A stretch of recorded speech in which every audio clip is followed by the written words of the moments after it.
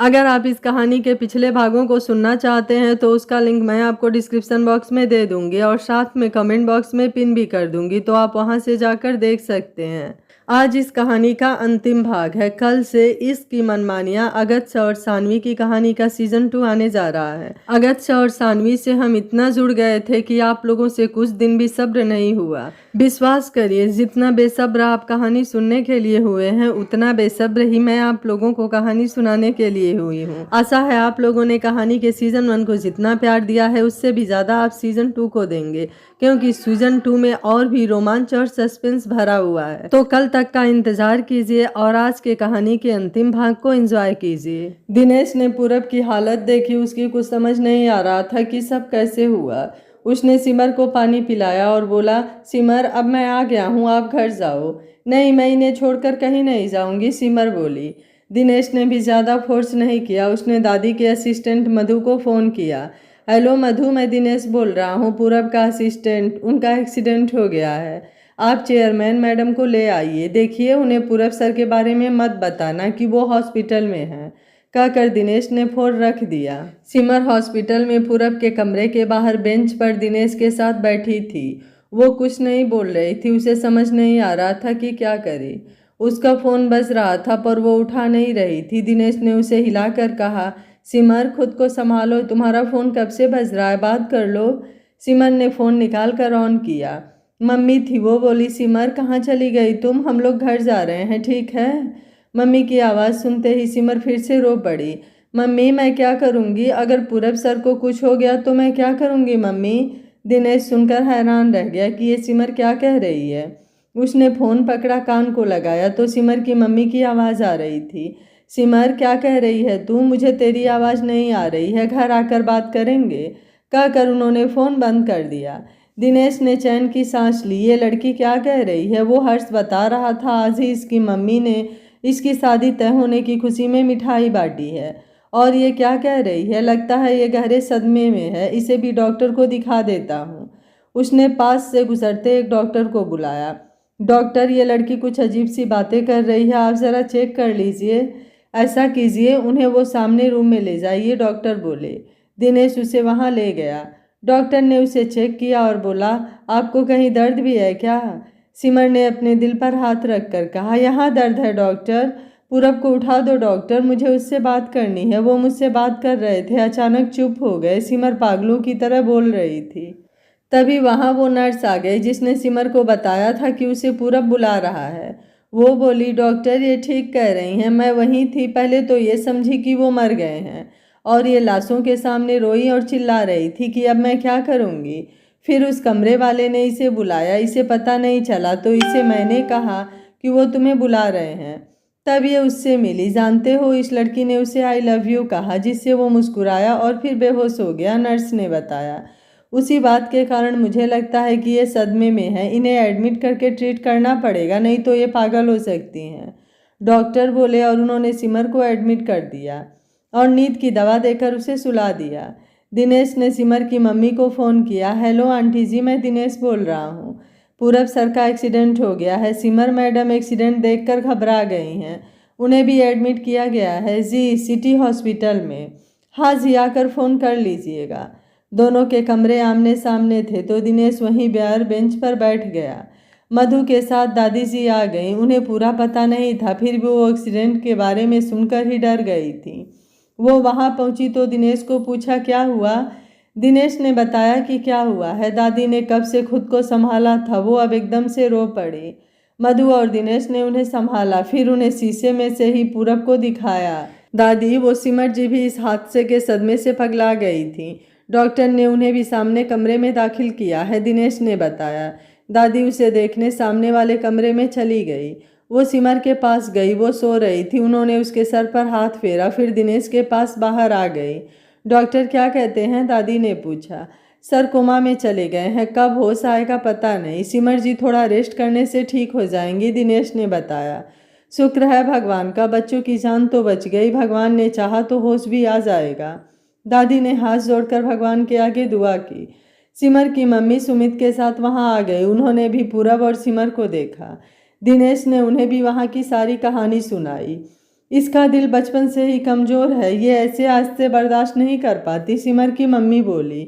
वो लोग बैठे रहे, काफ़ी रात हो गई थी। सिमर की मम्मी ने सुमित को घर जाने को कहा। बेटा बहुत रात हो गई है, मैं यहाँ बैठी हूँ, तुम घर जाओ, आराम कर लो, कल आ जाना। नहीं आंटी जी, जब तक सिमर को होश नहीं आता मैं यहीं रहूँगा, होश आने के बाद चला जाऊँगा, सुमित बोला। दिनेश ने उसकी तरफ देखा, उसे उस पर तरस आया। ये प्यार भी अजीब है, जब पूरब सर को हुआ तो सिमर को उनसे प्यार नहीं हुआ, अब सिमर को हुआ है तो उसकी सुमित से शादी तय हो गई है। क्या बनेगा इनकी कहानी का? अगर मैं इसे बता दूं कि सिमर ने सर के सामने अपने प्यार का इजहार किया है तो इस बेचारे का क्या हाल होगा। आधी रात को सिमर को होश आया, उसने उठते ही आसपास देखा, उसकी मम्मी उसके पास खड़ी थी। उन्होंने सिमर का हाथ पकड़ा और बोली, अब कैसी हो सिमर? मम्मी वो पूरब कैसे हैं, कहकर वो उठकर बाहर जाने लगी। रुक जाओ बेटा, अभी तुम्हारी अपनी तबीयत ठीक नहीं है, उन्हें होश अभी नहीं आया है। ये देखो सुमित भी रात से मेरे साथ है, मम्मी बोली। सुमित का नाम सुनते ही सिमर का चेहरा एकदम से शांत हो गया, जैसे वो गहरी नींद से जागी हो। वो चुपचाप लेट गई। डॉक्टर आ गए थे, उन्होंने सिमर को चेक करते हुए पूछा, अब कैसा फील कर रही हैं आप? कोई सर दर्द या चेस्ट पेन या कहीं और कोई पेन? जी डॉक्टर, सर बहुत भारी भारी हो रहा है, सिमर बोली। डॉक्टर ने देखा कि बीपी हाई था। वो बोले, कोई नहीं, दवा दे रहा हूँ, सुबह तक ठीक हो जाएगा, कहकर उन्होंने नर्स को समझाया और वहाँ से चले गए। नर्स ने उन्हें बताया, इनका बीपी बढ़ा हुआ है, दवा दे रही हूँ, सुबह तक बीपी डाउन हो जाएगा। फिर सिमर की तरफ देखकर बोली, आप अपने उस लवर की चिंता मत करें, उसकी धड़कन, उसकी पल्स सब नॉर्मल है, उम्मीद है जल्द ही वो ठीक हो जाएगा। आप इस तरह बीमार रहेंगी तो उसका ध्यान कैसे रखेंगी? जल्दी से ठीक हो जाइए, उनसे फिर वैसा ही कॉन्फेशन कीजिएगा, वो जल्द ही आंखें खोल देंगे, कहकर नर्स ने उसे दवा दी। सिमर अब खुद को बहुत ही छोटा महसूस कर रही थी। उसे खुद से शर्म आ रही थी कि उसने क्यों पूरब को वो सब कहा, और कहा तो क्यों? इसी नर्स ने वो सब सुनना था। सुना तो सुना, सुमित के सामने क्यों बताना था? उसने दवा ली और आंखें बंद करके लेट गई। मम्मी भी कुछ कुछ समझ गई थी, तभी दादी और दिनेश अंदर आ गए। सुमित नर्स के साथ बाहर निकल गया। उसने नर्स से पूछा, नर्स क्या आप बताएंगी इनकी तबीयत कैसे खराब हुई? आप अभी क्या बात कर रही थी, कैसा कॉन्फेशन?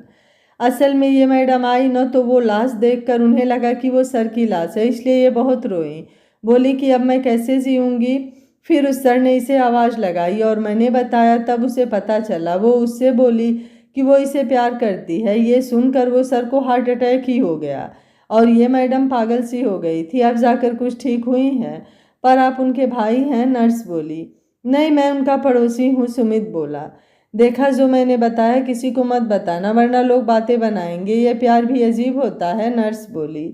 सुमित सोचने लगा, सच में प्यार अजीब ही होता है। मुझे पहले से पता था कि वो पूरब को चाहती है। पूरब की पर्सनालिटी ही ऐसी है, उसे हर कोई चाहता है। मैं उसके लिए पीछे भी हटा, पर सिमर ये बात मानती ही नहीं थी। अब मैं क्या कर सकता हूँ?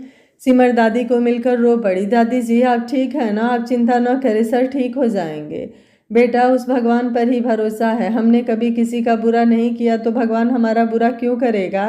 तुम अपना ध्यान रखो बेटा, चिंता मत करो, कुछ नहीं होगा, दादी बोली। हाँ जी, भगवान अच्छे लोगों के साथ अच्छा ही करेगा, कहकर मम्मी ने दादी के कंधों पर हाथ रख दिया। सब बाहर आ गए तो सुमित अंदर गया। वो सिमर को देखकर बोला, नींद आ रही है तो मैं बाहर जाऊं? नहीं, आप यहीं बैठिए मेरे पास, मम्मी कह रही थी आप तब से यहीं हैं, आप घर चले जाते, रेस्ट करते, सिमर बोली। मैं तुम्हारे पास रुकना चाहता था, मैं बहुत घबरा गया था, डर लग रहा था, पता नहीं तुम्हारा क्या होगा, सुमित बोला। 2 दिन निकल गए, पूरब को अभी होश नहीं आया। उसे आईसीयू से प्राइवेट वार्ड में शिफ्ट कर दिया गया था। दिनेश और सिमर उनकी देखरेख कर रहे थे, तभी कमरे का दरवाज़ा खुला और 1-2 बहुत ही हाई फाई लेडीज आई। सिमर एक तो पहचानती थी कि ये त्रिशा थी। दिनेश भागकर उनके पास आया। मैडम, आप कब आई? वो दिनेश को इग्नोर करके पूरब के पास पहुंची। उसने पूरब को देखा और वो मुड़ कर आकर चेयर पर बैठ गई। उनके चेहरे पर कोई भाव नहीं थे। त्रिशा पूरब को देखकर रो रही थी। वो बोली, आंटी अब क्या होगा? पूरब को ये क्या हो गया? किसने किया ये सब? उन्होंने दिनेश से पूछा और सिमर को ऊपर से नीचे तक आंखें तरेर कर ऐसे देखा मानो वो बहुत ही घटिया हो। सिमर उनके देखने से सहम गई। ये पूरब की मम्मी थी। इनके ज़िंदगी जीने के अपने वसूल थे। उन्हें जो पसंद है बस वही पसंद है, और जो नहीं पसंद है तो नहीं पसंद। और काले रंग से सबसे ज़्यादा नफरत थी। सिमर सांवली थी, इसलिए उन्हें उससे घृणा हो रही थी।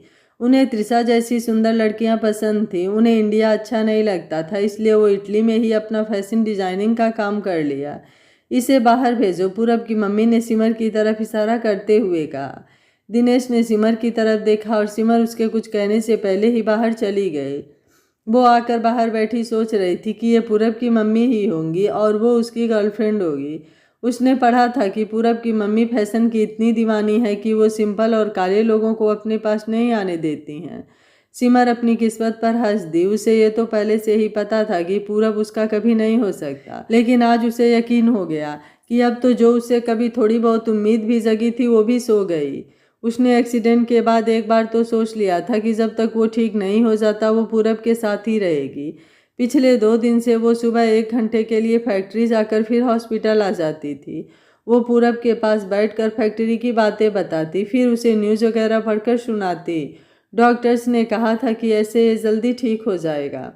पूरब की मम्मी दिनेश से बोली, इस तरह के लोगों के साथ काम करते हो तुम? वो लड़की कौन है और यहाँ क्या कर रही थी? मुझे ये पूरब के आसपास भी न दिखे। मैडम, ये सर की सेक्रेटरी है, सर ने इन्हें खुद अपॉइंट किया है। इसके अलावा ये बहुत ही अच्छी डिज़ाइनर है। ये टीम ब्रांड उसने ही शुरू किया है, दिनेश बोला। मैंने तुम्हें उसकी तारीफ करने को नहीं कहा है, बस वो पूरब के आसपास नहीं होनी चाहिए। त्रिशा, तुम्हारे पास टाइम है, तुम इसके पास रुक सकती हो। मुझे तो इंडिया का वेदर सूट ही नहीं करता, मैं आज ही वापस जा रहा हूँ, तुम रिपोर्ट देते रहना। कहकर वो उठ खड़ी हुई। आंटी जी, मेरा तो दिल कर रहा है कि मैं यहीं रुकती, पर अगर दादी को पता चल गया तो मुझे फिर से बोलेंगी। उन्होंने पहले भी मेरा कैरियर काफ़ी पीछे धकेल दिया है, सब मुझे झूठी कह रहे हैं, तिशा बोली। उनकी शुरू से यही आदत थी, जिसे मैं पसंद करती हूँ वो उन्हें कभी पसंद ही नहीं आती। पूरब को होश आ जाने दो, मैंने तुम्हें अपनी बहू के रूप में चुना है तो तुम्हें ही बनाऊंगी, उसकी मम्मी बोली। त्रिशा मन में खुश होते हुए बोली, आंटी जी, ये लड़की दादी की फेवरेट है। होने दो, मेरे होते ये मेरे घर में नहीं आ सकती। चलो तुम चलो मेरे साथ, यहाँ सेवा करने के लिए उसे छोड़ दो। वैसे भी ये काम नौकरों का होता है, पूरब की मम्मी बोली। इनकी बातें सुनकर दिनेश को पूरब की मम्मी पर गुस्सा आ रहा था, लेकिन वो चुपचाप खड़ा उनके जाने का इंतजार करने लगा। कुछ देर बाद वो दोनों चली गई। सिमर दूर छिपकर उन्हें देख रही थी। उनके जाने के बाद वो वापस कमरे में आ गई। उसने आकर गीले टॉवल से उसका मुंह साफ किया, फिर वो उसके हाथ साफ करने लगी। उसने जैसे ही हाथ पोंछकर जाने लगी तो पूरब ने उसका हाथ पकड़ लिया। सिमर ने एकदम से दिनेश को आवाज़ लगाई, सर, पूरब सर ने मेरा हाथ पकड़ लिया है। दिनेश सर। दिनेश ने देखा, वो भी खुश हो गया। उसने जल्दी से डॉक्टर को बुलाया। डॉक्टर ने आकर उन्हें चेक किया और खुश होते हुए बोले, लगता है कि अब इन्हें जल्द ही होश आ जाएगा। आप जो करती हैं वही दोहराती रहें। इनकी स्पंजिंग कीजिए, बुक्स पढ़कर सुनाइए और काम की बातें कीजिए, ऐसे जल्द ही ठीक हो जाएंगे। उनकी बात सुनकर सिमर और दिनेश खुश हो गए। दिनेश ने उसी वक्त दादी को बताया। दादी भी बहुत खुश हुई, लेकिन उसके बाद उनकी खुशी पूरब को होश न आने के कारण दिनों दिन मध्यम होती गई। सिमर और सुमित के शादी के दिन करीब आ रहे थे। तैयारियां जोर शोर से चल रही थी। सिमर दिनों दिन कमज़ोर होती जा रही थी। जैसे जैसे शादी का दिन करीब आ रहा था, सिमर का डर बढ़ता जा रहा था। सिमर की समझ में कुछ नहीं आ रहा था कि किस बात का डर है। अजीब सी बेचैनी हो रही थी। वो रोज़ पहले फैक्ट्री जाती, फिर हॉस्पिटल जाकर पूरब से बातें करती। उसने फ़ोन बैग से निकाला तो देखा कि सुमित की मिस कॉल आई हुई है। वो खिड़की के पास आकर खड़ी हो गई। उसने सुमित को फ़ोन किया, लेकिन सुमित ने फ़ोन नहीं उठाया। इतने में पूरब की चादर खिसक गई। वो पूरब के पास गई। वो फ़ोन बंद करना भूल गई। उसने फ़ोन साइड टेबल पर रख दिया और पूरब की चादर ठीक की। फिर उसका हाथ पकड़कर बोली, पूरब सर, आप कब ठीक होगे? मेरी शादी को महीना रह गया है। मेरा दिल बहुत घबरा रहा है। पता नहीं अजीब सी बेचैनी हो रही है। सुमित को बहुत पहले से जानती हूँ, बहुत ही अच्छा है। उसके मम्मी पापा भी बहुत अच्छे हैं, पर फिर भी पता नहीं क्यों दिल बेचैन है। सुमित ने फ़ोन उठा लिया था। वो सिमर की बातें सुन रहा था। उसे समझ आ गया कि सिमर ने फ़ोन नीचे रख दिया है और भूल गई है कि उसने मुझे फ़ोन किया है। वो उसकी बातें सुन रहा था। सिमर बोल रही थी, सुमित हमारे मोहल्ले का सबसे इंटेलिजेंट और स्मार्ट लड़का था। हर लड़की उसे पाना चाहती थी। मुझे भी वो पसंद था, इसलिए मैं लड़कियों की बातें सुनकर सोचती थी कि काश मेरी शादी इससे हो जाए। लेकिन जब मैं आपसे मिली तो मुझे पता ही नहीं क्या हुआ।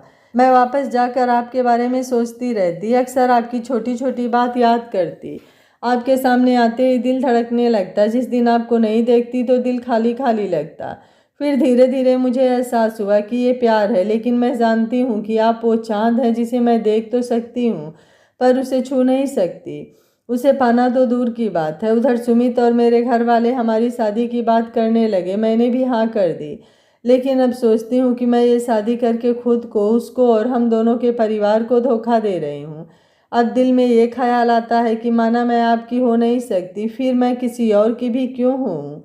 मैंने कई बार सोचा कि शादी कैंसिल कर दूँ, पर इसमें उन लोगों का क्या दोष। वो कितने अरमान सजाए बैठे हैं शादी के लिए। मैं कैसे सबका दिल तोड़ दूँ। कहकर सिमर ने अपनी भीगी आंखें साफ की।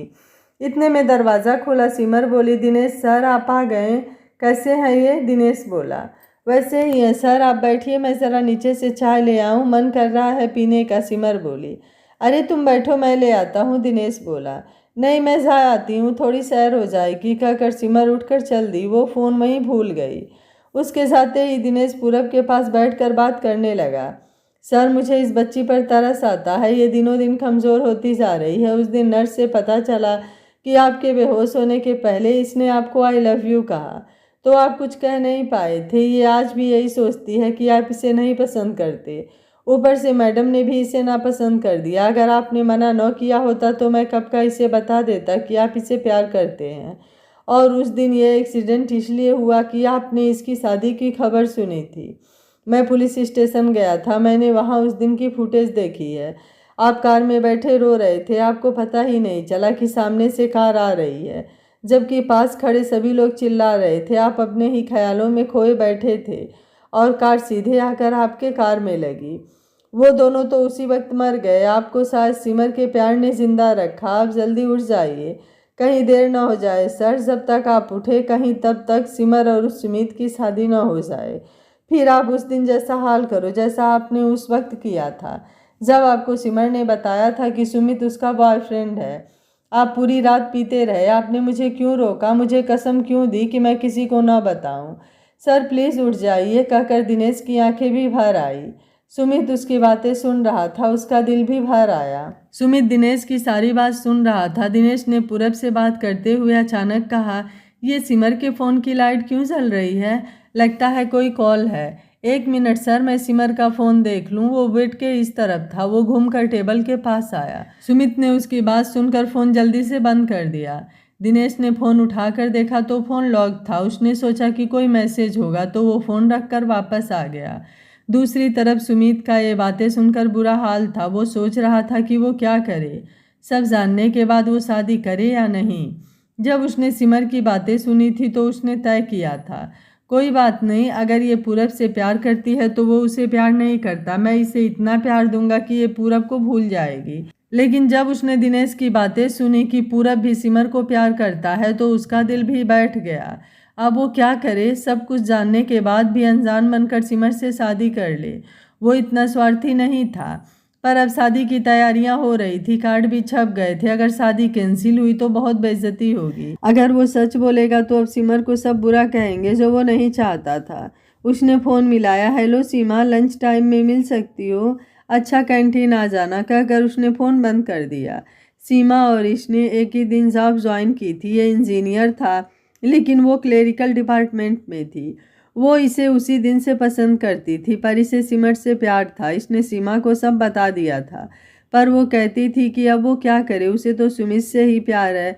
बहुत बोल्ड थी सीमा। वो खुलकर कहती थी कि तुम अपने प्यार पर कायम रहो, मैं अपने प्यार पर। उसने बहुत सोचने के बाद ये फैसला लिया था। वो लंच टाइम में कैंटीन में सीमा का वेट कर रहा था, तभी चुलबुली सी सीमा आती दिखाई दी। सीमा ने बैठते ही पूछा, बरसों बाद आज मेरा महबूब मुझसे मिलने आया है, जो आता नहीं था मेरे बुलाने पर। आज उसने मुझे बुलाया है। क्या बात है सुमित, आज कैसे याद किया? सीमा, तुमसे एक बात पूछनी थी, क्या तुम आज भी प्यार करती हो? सुमित ने उससे पूछा। हाँ आज भी है। आज से 10 साल के बाद भी पूछोगे तो भी यही जवाब होगा, सीमा बोली। क्या तुम मुझसे शादी करोगी? सुमित ने पूछा। सीमा एकदम से खड़ी हो गई, फिर आसपास देखकर बैठ गई। वो बोली, सुमित ये क्या मजाक है? माना कि तुम्हें मुझसे प्यार नहीं है और मैं तुम्हें रब की तरह पूछती हूँ, तुम मेरे साथ ये मजाक कैसे कर सकते हो? तुम्हारी तो सिमर से शादी होने वाली है। मजाक तो मेरे साथ हुआ है, सिमर और मेरी शादी होने वाली है। मुझे पहले से लगता था कि सिमर अपने बॉस पूरब से प्यार करती है, तो मैंने सोच लिया था कि मैं उससे शादी करके उसे दुनिया भर का प्यार दूंगा, वो खुद ही पूरब को भूल जाएगी।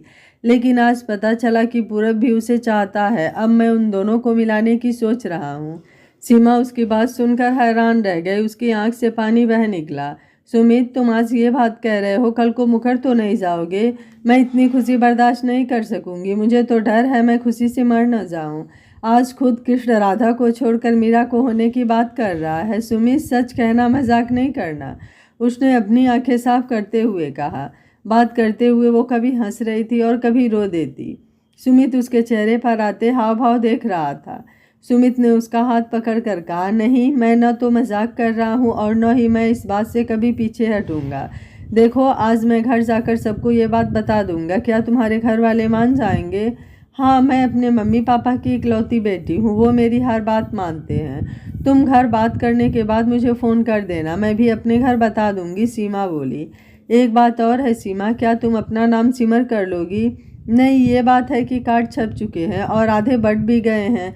अब सबको ये बातें क्या समझाएंगे? सिर्फ कार्ड में सिमर रहने देते हैं, असल में हम तुम्हें सीमा ही पुकारेंगे। मुझे पता है एक लड़की के लिए ये मुश्किल है। मैं विनती करता हूँ, रिश्तेदारों को नहीं पता है कि सिमर कौन है, उन्होंने उसे नहीं देखा है। क्यों नहीं, ज़रूर, मुझे कोई ऐतराज़ नहीं है। मुझे चाहे राधा कहो या मीरा, दीवानी तो मैं कृष्ण की ही कहलाऊंगी। मुझे तुम्हारी हर बात मंजूर है। सीमा उसकी हर बात मान गई। सुमित ने उसके हाथ को दबाते हुए कहा, ठीक है, शाम को मेरे फ़ोन का इंतज़ार करना। उस दिन शनिवार था। शाम को सुमित घर आ गया। वो आज जानबूझकर सिमर को साथ नहीं लाया। वो घर आकर मम्मी को बोला, मम्मी, मेरे साथ आप सिमर के घर चलिए, मुझे आप सबसे एक ज़रूरी बात करनी है। उसकी मम्मी बोली, मेरी बात सुन, कोई लेने देने की बात मत करना। उनके पास जो है वो सिमर है, वो पहले ही हमें दे रहे हैं। कुछ और मांगने वाला है तो पहले मुझे बता दो। नहीं मम्मी, मैं कुछ मांगने नहीं जा रहा हूँ, आप बस चलिए मेरे साथ। सुमित अपनी मम्मी को खींचते हुए सिमर के घर आ गया। सिमर अभी नहीं आई थी, उसकी मम्मी किचन से निकल कर आई। सिमर, आ गई बेटा? फिर उन लोगों को देखकर बोली, ओ बेटा तुम हो, मैंने सोचा सिमर आ गई, आइए बैठिए। दोनों बैठ गए। सुमित बैठते ही बोला, मम्मी, आंटी, मैं बहुत दिनों से परेशान हूँ। मैंने शादी के लिए हाँ तो कर दी, पर मैं ये शादी नहीं कर सकता। मेरी हिम्मत नहीं हो रही थी आप लोगों को बताने की, मगर अब मैंने सोचा कि अगर मैं ये शादी करता हूँ तो मेरी सीमा और सिमर की ज़िंदगी एक तरफ से बर्बाद हो जाएगी। मैं और सिमर आप लोगों के कारण प्यार न करते हुए भी शादी कर लेंगे तो मेरा मन तो सीमा में ही रहेगा, जो मेरे कारण सारी उम्र कुंवारी रहेगी। मैं उसे देखकर कैसे खुश रह सकता हूँ? मुझे आज एहसास हुआ कि मैं सीमा से प्यार करता हूँ और उसके बिना नहीं जी सकता। सिमर को मैं समझा लूंगा, बस आप लोग मेरी बात मान लीजिए। सुमित ने एक ही सांस में सब कह दिया। फटाक फटाक फटाक। अभी सुमित बोल ही रहा था कि उसकी मम्मी ने सुमित को जोरदार थप्पड़ मारते हुए बोली, ये क्या बकवास कर रहे हो? तुमने शादी को समझ क्या रखा है? कौन सीमा? कहाँ की सीमा? अब कार्ड छप चुके हैं, आधे बढ़ भी गए हैं, अब तुम कह रहे हो कि शादी नहीं करनी। तुमने तो कह दिया। सिमर के बारे में सोचा है? मम्मी, सिमर के बारे में ही सोचकर कह रहा हूँ, आप मेरी मुश्किल भी तो समझो। मैंने सीमा से बात की है, उसी दिन शादी हो जाएगी। सीमा अपना नाम सिमर रख लेगी तो कार्ड वही रहेंगे, सब वही रहेगा, बस सिमर की जगह सीमा आ जाएगी, सुमित ने बताया। सिमर की मम्मी ये सब सोचकर माथा पकड़कर बैठ गई। सुमित उनके पास आया। आंटी जी, आप चिंता न कीजिए, सिमर की हम पूरी केयर करेंगे। आप सीमा से मिलेंगी तो समझ जाएंगी, वो बहुत अच्छी है। हम सिमर के लिए और भी अच्छा रिश्ता ढूंढ लेंगे। कोई बात नहीं बेटा, अच्छा किया तुमने पहले ही बता दिया। सिमर की मम्मी ने बस इतना कहा। सिमर वापस आ रही थी तो उसने फ़ोन ऑन किया तो वो कॉल रिकॉर्ड देख रही थी। वो हैरान रह गई कि सुमित की कॉल 1.5 घंटे की थी। इसका मतलब उसने फ़ोन उठा लिया था और उसने मेरी सारी बात सुन ली। वो बस से आते हुए सारे रास्ते यही सोचती आई। घर आई तो मम्मी ने उसे पहले तो चाय पिलाई, फिर चाय और खाना खाने के बाद सिमर और मम्मी बैठे तो सिमर ने मम्मी से पूछा, आज सुमित नहीं आया? मैं हॉस्पिटल में वेट कर रही थी। सिमर, वो बात यह है कि सुमित ने शादी तोड़ दी है। वो कह रहा था कि उसे किसी सीमा नाम की लड़की से प्यार है और वो उससे ही शादी करेगा। तू फिक्र न करना, हम इससे अच्छा लड़का ढूंढ लेंगे। शायद तेरी किस्मत में इससे अच्छा लिखा हो। सिमर ये सुनकर एक बार के लिए चुप हो गई। फिर वो उठी और सुमित के घर चल दी। उसकी मम्मी उसे रोकने के लिए पीछे पीछे आई तो वो बोली, मम्मी आप चिंता न करो, मैं सिर्फ उससे बात करूँगी। एक बार पूछूं तो सही कि बात क्या है। बोलते बोलते वो सुमित के घर के अंदर आ गई।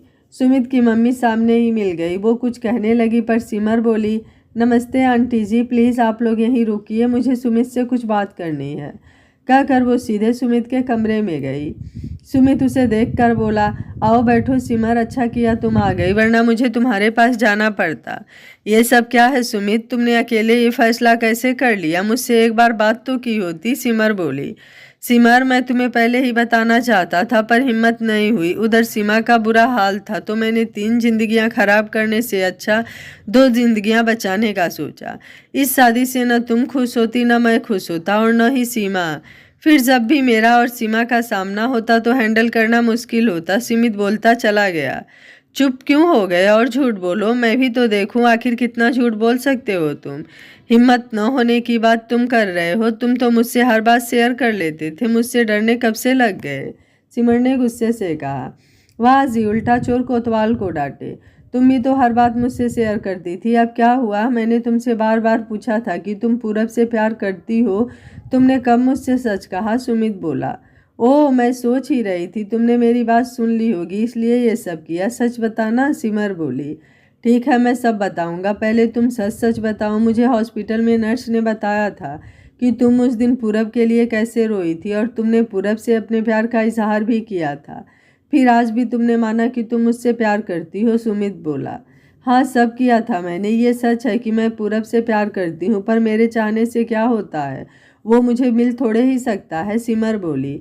क्यों, तुम्हें क्या कमी है? अच्छा ये सुनो, कहकर उसने सिमर को फ़ोन की रिकॉर्डिंग उसे सुनाई।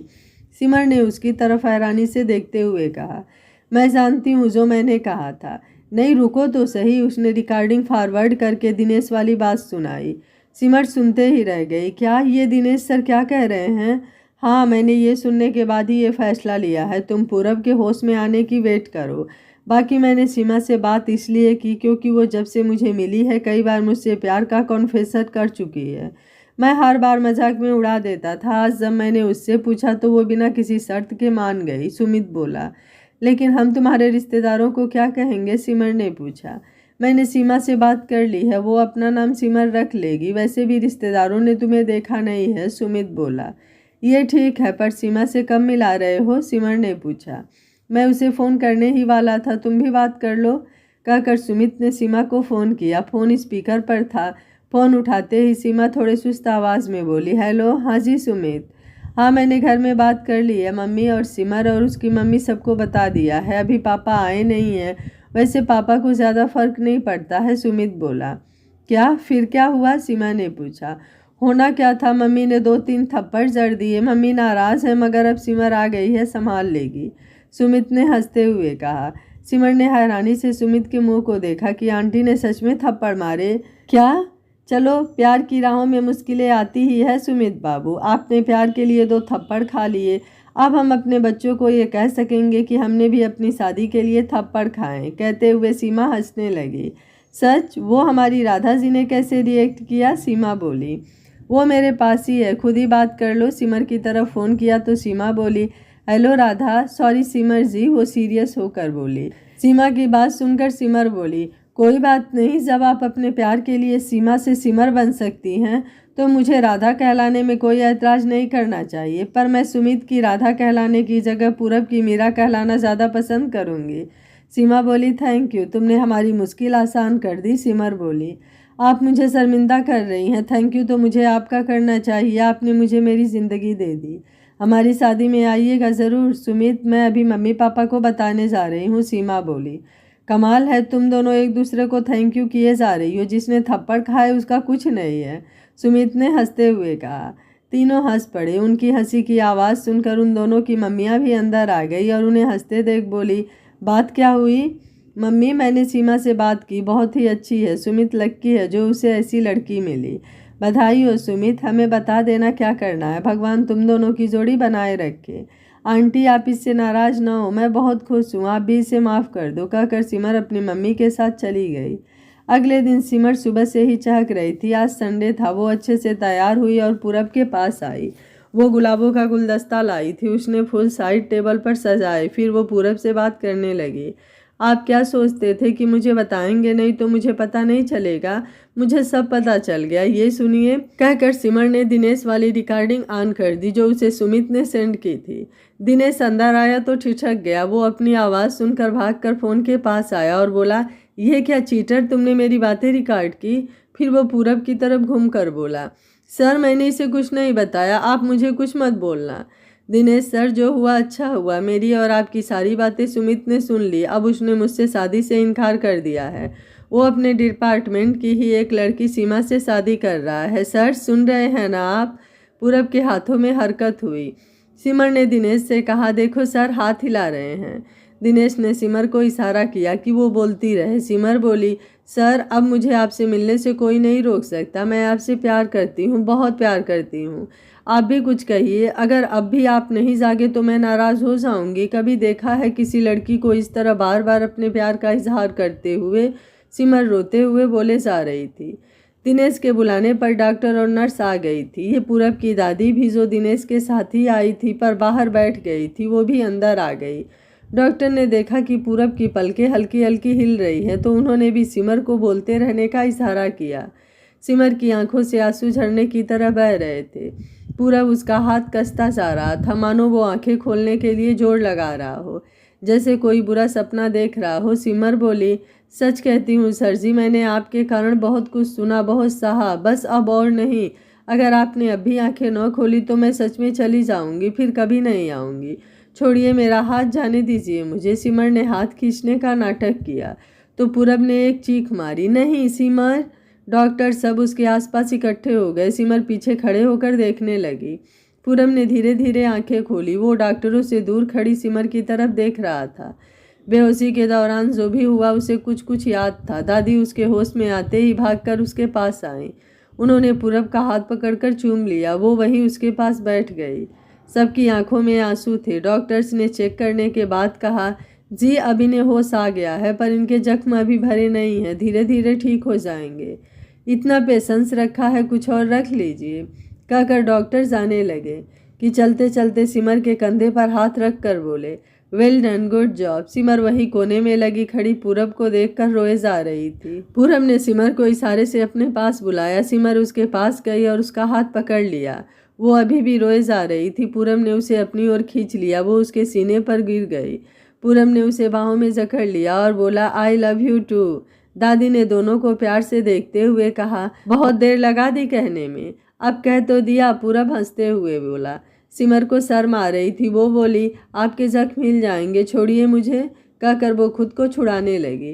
तभी दरवाज़ा खुला और पूरब की मम्मी त्रिशा के साथ अंदर आई। वो ये सीन देखकर दंग रह गई। उसने दिनेश से कहा, तुम्हें कहा था कि इस गंदगी को बाहर कर दो और तुमने फिर इसे अंदर आने दिया। देख लो अब ये सर पे चढ़कर बैठेगी। मम्मी आप इसके बारे में सोच समझ कर कहें, पूरब बोला। देखा, आते ही तुम्हें अपने जाल में फंसा लिया। मुझे ऐसी लड़कियां इसलिए नहीं पसंद, ये पैसे के लिए लड़कों को फंसाती हैं। तुम इस लड़की के लिए मुझसे इस टोन में बात कर रहे हो, यही सिखाया है मैंने तुम्हें? तुमने इसे सिखाया? तुम्हें अपने सजने से फुर्सत होती तो तू इसे सिखाती। जब सिखाने का वक्त था छोड़कर घूमने निकल जाती थी। आज तुम क्यों आई हो? ये कोई लड़ने की जगह है? अगर लड़ना है तो बाहर जाओ, दादी बोली। मैं अपने बेटे से बात कर रही हूँ, आपसे नहीं, कहकर वो पूरब के पास गई और बोली, पूरब इस लड़की को दूर कर दो या फिर मैं चली जाऊँगी। मम्मी जी, मेरे लिए दादी जी से बढ़कर कोई नहीं है। अगर आप उनकी इज्जत नहीं करती तो आप जा सकती है, पूरब बोला। उसकी मम्मी उसे देखती रह गई। तुम्हें पता है, जिस दिन मुझे पता चला कि तुम बेहोश हो गए हो, मैं उसी दिन तुम्हें देखने यहाँ आ गई थी। उस दिन से मैं तेरे होश में आने का इंतज़ार कर रही थी। आज भी जैसे ही पता चला मैं सब काम छोड़कर भागी आई हूँ। और तू ऐसे बात कर रहा है? उसकी मम्मी बोली। बात ये नहीं है, तू इससे मिलने आई थी, उस दिन को 20 दिन हो गए। 20 दिन में तूने एक बार भी इसे आकर नहीं देखा।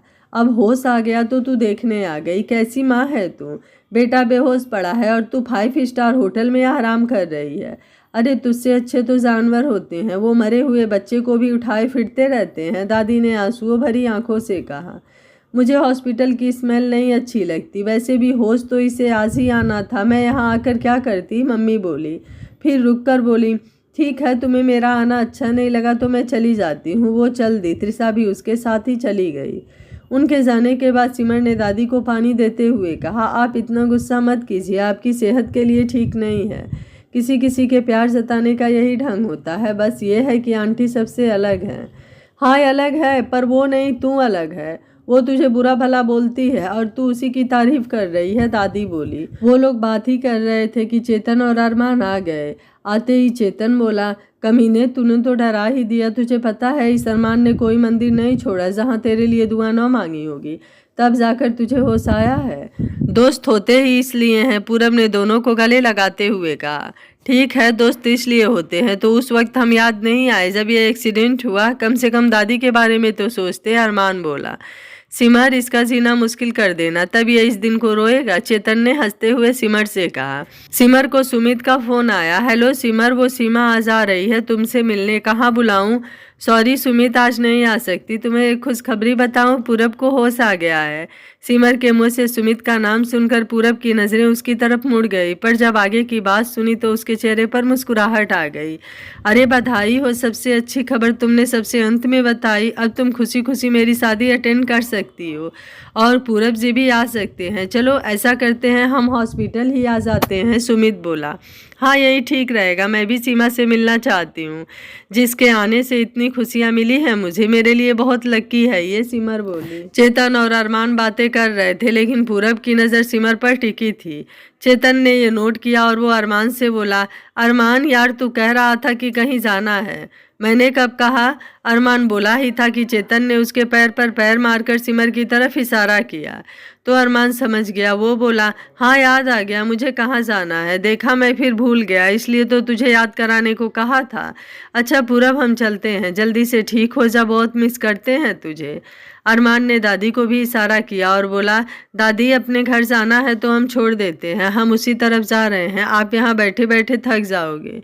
पूरब का ध्यान रखने को सिमर है ना, आप इसकी चिंता न करो। हाँ जी दादी, आप भी घर जाइए, आराम कीजिए, अब तो मैं जल्द ही घर आ जाऊंगा, पूरब बोला। दादी ने सिमर का हाथ पकड़ कर कहा, सिमर, पूरब की सारी जिम्मेदारी अब मैं तुम्हें सौंपती हूँ, ख्याल रखना इसका।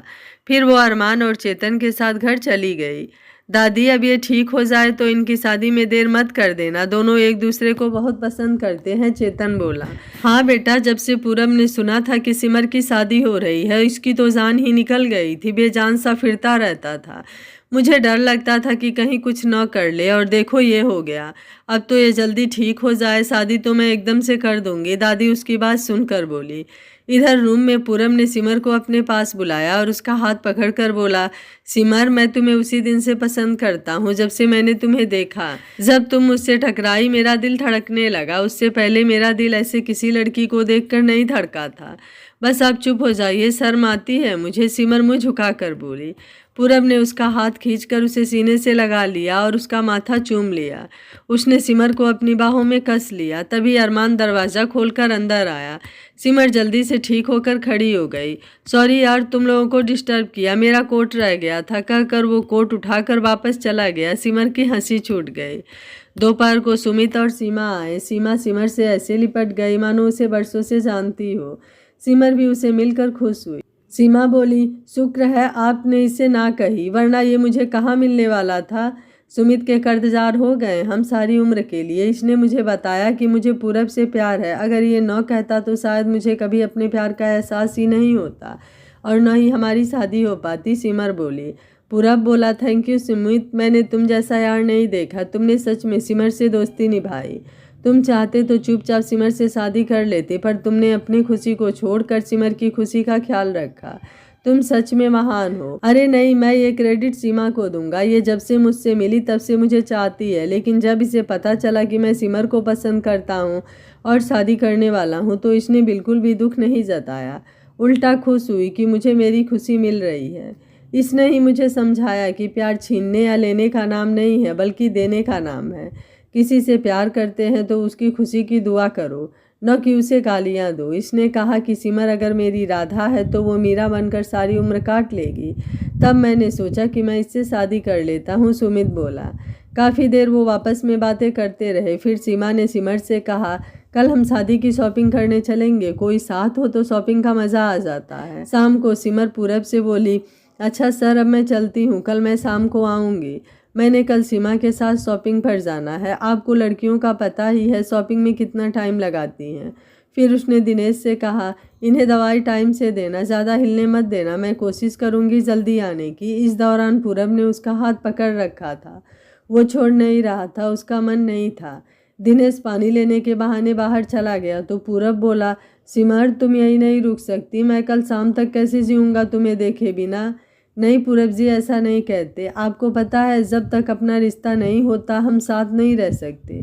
चलो ठीक है, मैं सुबह जल्दी आ जाऊंगी, शॉपिंग के लिए यहीं से चली जाऊंगी, फिर शॉपिंग से सीधा यहीं आ जाऊंगी। सिमर बोली, ठीक है, वैसे तुम यहाँ रुकने से क्यों डरती हो? मुझसे अब भी डरती हो? पूरब ने पूछा। नहीं, मैं आपसे नहीं अपने आप से डरती हूँ, मुझे इसकी आदत हो गई तो दूर रहना मुश्किल होगा। सिमर उदास होकर बोली। दूर? हम क्यों दूर होंगे? डॉक्टर ने बता तो दिया है कि अब मैं बिल्कुल ठीक हूँ। या तुम्हें ऐसा लगता है कि अब मैं एक अच्छा पति बनने के लायक नहीं रहा? पूरब बोला। नहीं नहीं, आप ऐसी बातें क्यों कर रहे हैं? असल में मैं ही आपके काबिल नहीं हूँ। कहाँ आप इतने सुंदर, इंटेलिजेंट और सफल डिज़ाइनर, और कहाँ मैं? ना मैं सुंदर हूँ, ना मेरी कोई पर्सनालिटी है, और उस पर मेरा सांवला रंग। आपकी मम्मी मुझे कभी पसंद नहीं करेंगी। सिमर बोली। पगली, उनकी सुनता ही कौन है? वो मेरे बचपन से ऐसी ही हैं, मैंने उनकी बात कभी नहीं सुनी। उन्हें तो चेतन और अरमान भी पसंद नहीं करते, मुझे उनसे मिलने नहीं देती थी। अब वो कामयाब हो गए हैं तो मम्मी भी पसंद करने लगी, इसी तरह धीरे धीरे तुम्हें भी पसंद करने लगेंगी। पूरब ने समझाया। अगर मान जाए तो अच्छा है, घर में ले देकर दो ही तो लोग हैं, अगर वो भी आपस में न बोले तो अच्छा नहीं लगता। अच्छा मैं जाऊँ? सिमर बोली। पूरब ने उसके हाथ पर किस किया और सर हिला दिया कि जाओ। सिमर बाहर निकली तो दिनेश बेंच पर बैठा था। सिमर उसे वहां देखकर शर्मा गई और उसे बाय करके चल दी। घर आकर उसने मम्मी को बताया, मम्मी पूरब सर को होश आ गया है, अब सब ठीक है। शुक्र है भगवान का, अच्छे लोगों के साथ हमेशा अच्छा ही होता है, मैं कल चलूंगी उनसे मिलने, मम्मी बोली। फिर सिमर के चेहरे की रंगत देखकर उसकी बाह पकड़कर उठाते हुए बोली, बेटी तू सुमित की शादी के कारण दुखी तो नहीं है? अगर है बेटा दुखी तो रो ले, इस तरह मेरे लिए खुश दिखने की कोशिश मत कर। मम्मी की आंखें नम थी। मम्मी मैंने कभी आपसे कोई बात नहीं छुपाई, आज आपको एक बात बताऊं, आप गुस्सा मत होना। मम्मी वो सुमित ने जो भी किया मेरे लिए किया। क्या? ये सुमित की मम्मी थी जो उस वक्त ही वहां आई थी? सुमित भी उनके साथ था। उसने सिमर को इशारा किया कि कुछ मत बताना, लेकिन सिमर चुप नहीं हुई, उसने बोलना जारी रखा। आंटी मम्मी यही सच है, सुमित मेरी मन की बात जानता था कि मैं पूरब को पसंद करती हूँ, लेकिन उस दिन उसे ये भी पता चल गया कि पूरब सर भी मुझे पसंद करते हैं, तो उसने हमारे लिए अपनी शादी मुझसे तोड़कर सीमा से करने का फैसला किया। आंटी जी आप बिल्कुल चिंता न करें, सीमा मुझसे भी अच्छी है, बहुत ही प्यारी है। मैं मिली थी आज उससे, लगा ही नहीं कि हम पहली बार मिल रहे हैं। अब कल हमने शॉपिंग करने जाना है। सिमर बोली। क्या? तो तुमने पहले हमें क्यों नहीं बताया? सुमित की मम्मी ने सुमित से कहा। मम्मी इसमें बताने वाला क्या है, खैर अब सब अच्छा हो गया है ना, कल सीमा घर आएगी, आप लोग भी मिल लेना। सुमित बोला। सुमित मैं कल सुबह हॉस्पिटल चली जाऊंगी, तुम सीमा को इन सब से मिलाने के बाद हॉस्पिटल ले आना, ऐसा करना मम्मी को भी ले आना, फिर मम्मी वहाँ दादी के साथ रुक जाएंगी और मैं सीमा के साथ शॉपिंग चली जाऊंगी। सिमर बोली। सिमर मैं भी आऊँ तुम्हारी मम्मी के साथ, फिर मैं भी वहीं रुक जाऊंगी, आंटी बोली। अगले दिन सिमर सुबह सीधे हॉस्पिटल पहुंच गई। पूरब अभी सो रहा था। दिनेश वॉशरूम से निकला, सिमर ने उसे चाय डाल कर दी। सुमित सीमा को घर ले आया, उसने सीमा को सबसे मिलवाया। सीमा बहुत ही मिलनसार थी, वो जल्दी ही सबसे घुल मिल गई। उसने सुमित और सिमर की मम्मी को भी इम्प्रेस कर दिया, दोनों को सीमा पसंद आई। फिर घर बार देखने के बाद वो लोग हॉस्पिटल आ गए। पूरब को लग रहा था कि सिमर अभी तो आई है, इतनी जल्दी जा भी रही है, पर वो सबके सामने कुछ भी नहीं कह सकता था। सीमा सिमर को लेकर जाने लगी तो पूरब बोला, सीमा वैसे इन मौक़ों पर लड़कियां अपने मंगेतर को साथ लेकर जाती हैं, एक तो साथ रहने का मौका मिलता है, दूसरे खर्च से पता चल जाता है कि वो कैसा है, कहीं कंजूस तो नहीं। पूरब जी ये उन लोगों के लिए होता है जो नए नए मिले हों, जो एक दूसरे को जानते ना हो, वो अपने मंगेतर को सोच कर ही साथ ले जाते हैं। अब मैं सुमित को अच्छी तरह से जानती हूँ, उसे फैशन का ऐप भी नहीं आता, इसलिए सिमर को ले जा रही हूँ कि उसे ज़्यादा अक्ल है शॉपिंग की। बाकी सिमर के अपने बुटीक से लूँगी तो डिस्काउंट भी तो मिलेगा, अगर आप ठीक होते तो माँ कसम आपको ले जाती, एक तो इतने बड़े डिज़ाइनर, ऊपर से इतने हैंडसम। कहकर वो हंस दी, सभी हंस पड़े। पूरब देखना भाई, कहीं यहाँ से भी मेरा पत्ता न कटवा देना। सुमित ने मजाक किया। सीमा ने उसे हल्के से मुक्का मार कर कहा, मैं तो उनकी तारीफ इसलिए कर रही थी कि सिमर जले, लेकिन मुझे क्या पता था कि यहाँ जलने वाला कोई और ही है। सीमा अपनी कार लाई थी। वो सिमर के साथ मॉल पहुँच गई। सिमर उसे अपने शोरूम में ले गई। सीमा ने कई कपड़े लिए। उसे सिमर का ब्रांड पसंद आया। वो लोग अभी खरीदारी कर ही रहे थे कि पूरब की मम्मी त्रिशा के साथ वहाँ आ गई। त्रिशा ने पूरब की मम्मी को सिमर के बारे में बताया। उन्होंने सिमर की ओर देखा और बोली, तो ये सौंप दी है पूरब ने तुम्हें फैशन की नॉलेज है भी? जी मैडम, मैं जानती हूँ, कहकर सिमर उन्हें ड्रेस दिखाने लगी। तभी एकदम से 4 लोगों ने पूरब की मम्मी को घेर लिया। एक ने उनकी गर्दन पर चाकू रखा और बोला, खबरदार, जो कोई ज़रा भी हिला तो ये चाकू इनके आर पार हो जाएगा। अपने बेटे को फ़ोन लगा कि वो 3 करोड़ भेज दे, हम तुम्हें छोड़ देंगे। जब वो लोग घुसे तो त्रिशा दरवाजे के पास ही खड़ी थी। वो नज़र बचाकर खिसक गई। उन लोगों ने दरवाज़ा बंद कर दिया था। अब अंदर सीमा, सिमर, पूरब की मम्मी और 3 सेल्स गर्ल रह गई थी। उन लोगों में से एक के पास गन भी थी। सिमर ने हाथ पीछे किए हुए ही फ़ोन पर 100 डायल कर लिया और फिर 8 नंबर डायल कर दिया। फिर उसने वॉल्यूम बंद कर दी। सिमर ने ऐसा करने की कई बार प्रैक्टिस की थी। उसने अपनी सेफ्टी के लिए ये सब सीखा था। साथ में सिमर कमरे का जायज़ा ले रही थी। 2 लोग दरवाजे पर थे और 2 पूरब की मम्मी के पास। फिर सिमर ने अपना दिमाग चलाया और बोली, अरे आपको गलतफहमी हो गई क्या? ये पूरब सर की मम्मी नहीं है, ये तो मेरी मम्मी है। मम्मी, आप बताकर तो आया करो। और मिस्टर पूरब सर हॉस्पिटल में हैं, किसी से भी पता करा लो, उनकी मम्मी उनके पास है। आपका दिमाग सेट है बेटा। लगभग आधे महीने बेहोश रहा, अब उसकी मम्मी उसे छोड़कर यहाँ शॉपिंग मॉल में शॉपिंग थोड़े ही करती रहेंगी। कॉमन सेंस की बात है। आपकी मम्मी शायद मॉल आती जाती होंगी, इसलिए आप लोग ऐसा सोच रहे हो। मेरी मम्मी को छोड़ दो। सिमर ने ऐसे एक्टिंग की मानो वो उसकी ही मम्मी हो। तुम हमें बुद्धू समझ रही हो। कहाँ ये मॉडर्न गोरी चिट्ठी और कहाँ तुम। ये तुम्हारी मम्मी हो ही नहीं सकती, एक बोला। अरे रंग तो दुनिया में 2 ही होते हैं। असल में मेरे पापा का रंग थोड़ा ऐसा है तो मैं ऐसी हूँ। अब ये भाई साहब का रंग भी तो सांवला है। मेरी गारंटी है इनकी मम्मी भी गोरी होंगी, है ना? सिमर बोली। सिमर जिसकी बात कर रही थी उसने चाकू रखने वाले को धीरे से कहा, बॉस ये ठीक कह रही है, मेरी मम्मी सच में गोरी हैं। ऐसा करो, हॉस्पिटल फ़ोन करो, पता करो कि ये लड़की सच कह रही है या झूठ। उनका बॉस बोला। आप ये सब देखते रहना, पहले मेरी मम्मी को छोड़ो। इन्हें दमे की शिकायत है। अगर इन्हें कुछ हो गया तो मेरा क्या होगा? मेरा इनके सिवा कोई नहीं है। आप गलती से एक गरीब को मार देंगे, एक नहीं 2 को, मैं भी जीकर क्या करूँगी? आप ऐसा कीजिए, आप मुझे पकड़ लीजिए, मेरी मम्मी को छोड़ दीजिए प्लीज़। सिमर रोते हुए कहने लगी, मानो वो सच में उसकी मम्मी हो। पूरब की मम्मी चुपचाप ये देख रही थी। वो बंदा बहुत ही ढीठ था। वो बोला, ठीक है, अगर ही वो नहीं भी है तो भी ऐसा करो कि सारी सेल एक बैग में डालकर हमें दे दो, नहीं तो हम इसे मार देंगे। सीमा बोली, कैसे चोर हो तुम लोगों के पास न दिल है न दिमाग। भला सुबह सुबह आ गए हो, इस वक्त दुकान में कोई भी कस्टमर नहीं आया और आ गए चोरी करने। आगे होकर खुद देख लो, गल्ला खाली पड़ा है। कहकर उसने गल्ला खोला तो वो भरा पड़ा था। उसने झट से गल्ला बंद कर दिया। असल में सारा पैसा दोपहर को बैंक में जमा करा दिया जाता था। इन लोगों को चुप कराओ, दिमाग खा गई है, ये कुछ सोचने ही नहीं दे रही है, बॉस बोला। 2 लोग जो गेट पर थे सिमर और सीमा के पास आ गए। ये बोला, अब अगर बोली तो ये सारी गोलियां तुझ में से निकाल दूंगा। सिमर ने ओके में सर हिला दिया। उसने देखा कि वो पिस्तौल तो नकली है, जो अक्सर फिल्मों में यूज होती है। वो समझ गई कि ये कोई प्रोफेशनल गुंडे नहीं है। उसने सीमा को इशारा किया। सीमा चक्कर खा के गिर गई। गुंडे घबरा गए। सिमर सीमा के पास आई। क्या हुआ? अरे कोई पानी लाओ, इसे दिल की बीमारी है, कहीं अटैक तो नहीं हो गया? हे भगवान, अब क्या होगा? वो घबरा गए। वो सब कुछ छोड़कर भागने लगे। जैसे ही दरवाज़ा खोला पुलिस ने उन्हें पकड़ लिया। सिमर भागकर पूरब की मम्मी के पास आई। उसे पानी देते हुए बोली, आंटी आंटी आप ठीक तो हैं?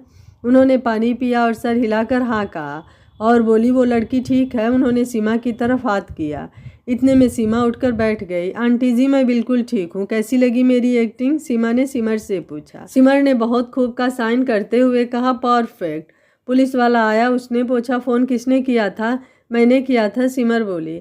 आपने बहुत अच्छा काम किया है, इनको भी अब जेल में पता चलेगा, इंस्पेक्टर बोला। हम गुंडे नहीं हैं, हम तो फिल्मों में गुंडों का काम करने वाले छोटे छोटे आर्टिस्ट हैं। हमें वो एक मैडम ने कहा था आने को और इन्हें पकड़कर इसके बेटे से पैसा मांगने का नाटक करना था।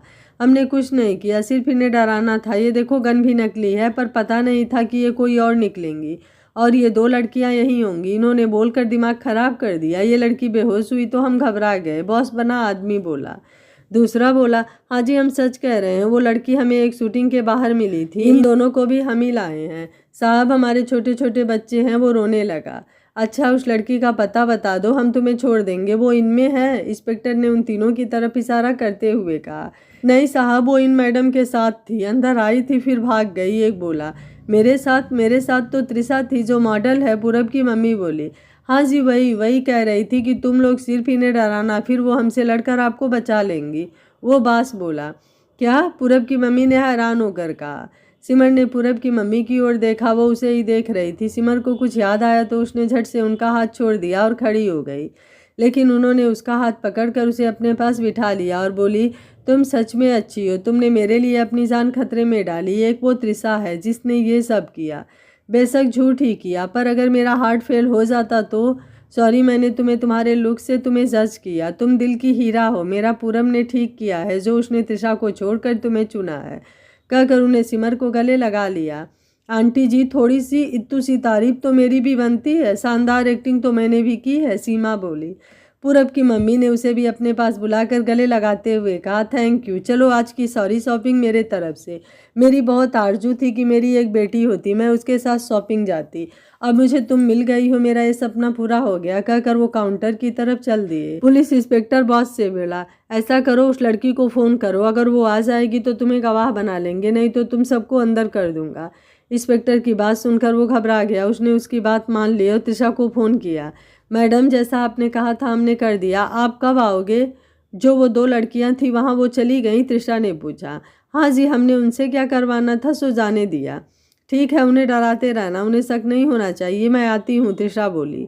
बॉस ने सारी बात इंस्पेक्टर को बता दी। वो बोले, आने दो, छोड़ेंगे नहीं। पूरब की मम्मी ये बात सोच सोच कर परेशान थी कि वो त्रिशा जैसी लड़की के लिए अपने बेटे की ज़िंदगी खराब कर रही थी। उन्होंने सपने में भी नहीं सोचा था कि त्रिशा ऐसा कर सकती है। वो कुर्सी पर बैठे थे और सिमर उन्हें पानी पिला रही थी कि उन्हें त्रिशा का फ़ोन आया। उन्होंने इंस्पेक्टर को फ़ोन दिखाया तो वो बोला, आप उससे पूछो कि वो कहाँ है, उसे बुला लो, हम साइड में छिपते हैं, फिर हम उसे पकड़ लेंगे। फ़ोन बंद होने ही वाला था कि उन्होंने फ़ोन उठा लिया। वो बोली, हेलो त्रिशा, तुम कहाँ चली गई? तुम्हें पता है गुंडों ने पकड़ लिया है। आंटी आप कहाँ हैं? आपके साथ कौन है? त्रिशा बोली। उसे लगा था कि सिमर उनके साथ होंगी। मेरे साथ कोई भी नहीं है, ये लोग 3 करोड़ मांग रहे हैं। उन्होंने कहा है कि मैं पूरब से पैसे मांगूं, पर वो तो हॉस्पिटल में है। रुको, मैं मांग तो रही हूँ, मेरा फ़ोन छोड़। उन्होंने शो किया जैसे उनका फ़ोन कोई छीन रहा हो। पुलिस ने लेडी पुलिस को दरवाजे के पीछे छुपा दिया। वो लोग भी पास ही छुप गए। त्रिशा आई, उसने देखा दरवाज़ा खुला हुआ है। उसने आते ही एक गुंडे जिसने आंटी को पकड़ रखा था मुक्का मारा। तभी लेडी पुलिस ने उसे पकड़ लिया। त्रिशा को कुछ समझ नहीं आ रहा था, वो घबरा गई। आंटी ये पुलिस, आप तो कह रही थी कि कोई नहीं है। फटाक, पूरब की मम्मी ने उसको जोरदार थप्पड़ मारा और गुस्से से बोली, मैंने तुम्हें कितना प्यार किया। पूरब और उसकी दादी की बात माने बिना मैं तुम्हें सपोर्ट करती रही। वो मना करते तो उनसे लड़ती। क्या कमी रह गई थी जो तुमने ये सब किया? बोलो। त्रिशा रोते हुए बोली, आंटी मैं पूरब से बहुत प्यार करती हूँ। पहले उसे कोई लड़की पसंद नहीं थी तो मुझे कोई डर नहीं था। मुझे आप पर भरोसा था कि आप मेरी शादी पूरब से ही करवाएंगी। पर जब से सिमर आई, पूरब और दादी उसे पसंद करने लगे। मैं डर गई कि कहीं आप भी सिमर को पसंद न करने लगे, इसलिए आज ये नाटक करने इन लोगों को भेजा। फिर मैं आकर आपको बचा लेती। मैंने सोचा था कि आप मुझसे खुश होकर पूरब और दादी को मुझे बहू बनाने के लिए मना लेंगे, पर जब मैंने सिमर को यहाँ देखा तो मैं भाग गई और ये सोच लिया कि अगर सिमर आपको नहीं बचाएगी तो आप उससे और नफरत करने लगेंगी। लेकिन ये तो सब उल्टा हो गया। त्रिशा ने पुलिस के डर से सारी सच्चाई उगल दी। फटाक, पूरब की मम्मी ने उसको एक और थप्पड़ मारा और इंस्पेक्टर से बोली, इसे छोड़ना नहीं, मेरा बयान लिख लो। इंस्पेक्टर ने उनका बयान नोट कर लिया। सिमर ने त्रिशा को देखकर कहा, तुम कहती हो तुम पूरब जी से प्यार करती हो, तुम्हें पता भी है कि प्यार होता भी क्या है? प्यार कभी छीना नहीं जाता, ये कभी चालाकियाँ करने से नहीं मिलता। ये सीमा है, इससे पूछो प्यार क्या है। इसने सुमित से प्यार किया, उसकी खुशी के लिए उसी को छोड़ दिया। तुम्हारी तरह नहीं, उसे पाने के लिए दूसरों की जान खतरे में डाल दी। ये सब तुम्हारे कारण हुआ है। तुम नहीं थी तो पूरब मेरे साथ ठीक बिहेव करता था, हमें कोई अलग भी नहीं कर सकता था। त्रिशा सिमर को देखकर दांत पीसते हुए बोली। तुम्हें गलतफहमी है, जो हुआ वो तुम्हारे कारण हुआ। सिमर का नाम तो तुम अपनी तसल्ली के लिए कह रही हो। तुम में पूरब को प्यार लायक कुछ नहीं लगा। अगर सिमर नहीं होती तो कोई और लड़की होती, क्योंकि पूरब को तुम पसंद ही नहीं थी। अब तुम किसी को भी इल्ज़ाम देती रहो, कुछ नहीं हो सकता। जो तुमने किया वही तुम्हें मिला है। तुम यही डिज़र्व करती हो, सीमा त्रिशा को बोली। पुलिस उसे पकड़ कर ले गई। पूरब की मम्मी जैसे ही खड़ी हुई उनको चक्कर आ गया। वो नीचे गिर गई। सिमर और सीमा भागकर उनके पास गए। उन्होंने एम्बुलेंस बुलाकर उन्हें हॉस्पिटल पहुंचाया। कुछ घंटों बाद उन्हें होश आ गया। सीमा चली गई थी, उनके पास सिर्फ सिमर थी। उनके उठते ही डॉक्टर ने उन्हें चेक किया और कहा, ये अब ठीक है, शॉक के कारण बेहोश हो गई थी, आप इन्हें ले जा सकते हैं। आंटी, आपने कहाँ जाना है? मैं कैब बुला देती हूँ, सिमर बोली। मुझे पूरब के पास ले चलो बेटा, आंटी बोली। सिमर उन्हें पूरब के पास ले गई। सिमर की मम्मी और सुमित की मम्मी तो सीमा के साथ ही वापस चली गई थी। पूरब, उसकी दादी और दिनेश सब उन्हें देखकर हैरान रह गए। दादी उन्हें देखकर बोली, अरे आज तुम दोनों एक साथ कैसे? ये मुझे मॉल में मिल गई थी, हम दोनों ने यहीं आना था सो इकट्ठे आ गए। इसमें इतना हैरान होने वाली क्या बात है? पूरब की मम्मी बोली। उन्होंने मॉल में हुई घटना के बारे में सबको बताया। सब हैरान रह गए कि त्रिशा ऐसा भी कर सकती है। दादी ने सिमर को गले लगा लिया और बोली, मुझे पता था, मेरी चॉइस कभी गलत नहीं हो सकती। हाँ जी मम्मी जी, आपकी चॉइस कभी गलत हो ही नहीं सकता, मैं भी तो आपकी ही चॉइस थी। पूरब की मम्मी भी दादी से लिपट गई। पूरब ने अपनी मम्मी को ऐसे पहली बार देखा था। पूरब वो देखते हुए बोला, भाई हम भी हैं, हमें भी ले लो। दादी बोली, आजा तू भी आजा, अब जल्दी से ठीक हो जा, हम जल्दी से जल्दी अपनी सिमर को अपनी बहू बना सकें। हाँ जी मम्मी जी, मुझे भी सिमर पसंद है। अब मेरे इटली जाने से पहले इनकी शादी कर देते हैं, फिर मैं इसे अपने साथ ले जाऊंगी, पूरब की मम्मी बोली। अब तुझे इसके संग रंग से कोई दिक्कत नहीं है क्या? दादी बोली। नहीं मम्मी जी, अब मुझे अक्ल आ गई है। आज के हादसे ने यह सिखा दिया है कि अच्छे रूप रंग होने से ज़्यादा दिल का अच्छा होना ज़्यादा अच्छा है। मुझे आप सब माफ़ कर दो, अब मैं खुद को पूरा बदल लूँगी। कुछ दिनों बाद सुमित और सीमा की शादी में पूरब की सारी फैमिली आई थी। वहाँ उन्होंने अपनी शादी की अनाउंसमेंट की। सभी बहुत खुश थे। सीमा और सुमित की जोड़ी बहुत अच्छी लग रही थी। सभी उन्हें दुआ दे रहे थे। सिमर और पूरब नाचने में सबसे आगे थे। रिबन कटाई के वक्त पूरब और सिमर ही सुमित का साथ दे रहे थे। उसकी सालियों से लड़ने में खूब मस्ती हुई। सुमित सीमा की शादी के महीनों बाद पूरब और सिमर की शादी थी। दोनों खुश थे, जो वो चाहते थे वो हो रहा था।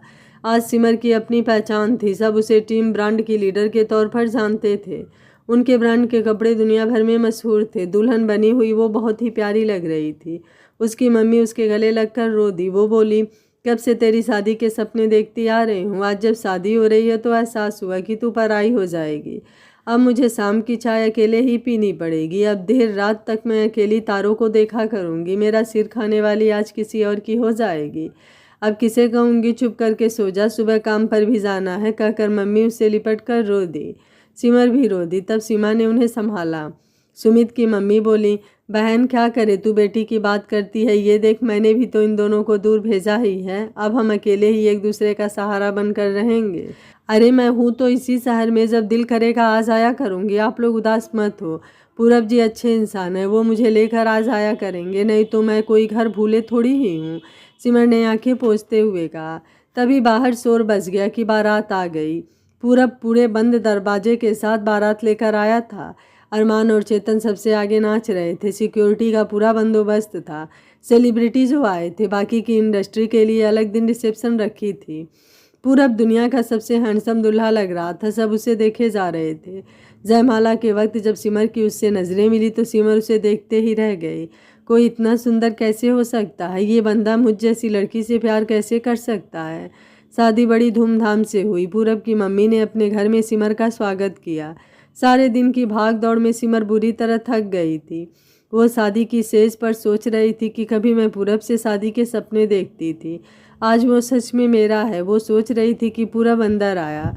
वो दरवाज़ा बंद करके उसके पास आकर बैठ गया। पूरब बोला, सिमर अक्सर उस चाँद से शिकायत करता था कि वो तुम्हें देख सकता है और मैं नहीं, पर आज मैं चाँद से कहूँगा कि ये चाँद मेरा है, सिर्फ मेरा, इसे किसी और को नहीं देखने दूँगा। आई लव यू, इश्क है सिर्फ तुमसे सिमर, सिर्फ तुमसे। आई लव यू टू, सिमर ने जवाब दिया और पूरब ने उसे कसकर गले लगा लिया। आशा है यह कहानी आपको ज़रूर पसंद आई होगी। वीडियो पसंद आया है तो वीडियो को लाइक शेयर एंड चैनल को सब्सक्राइब कर लीजिएगा। Thank you for watching. मिलते हैं अगली कहानी में।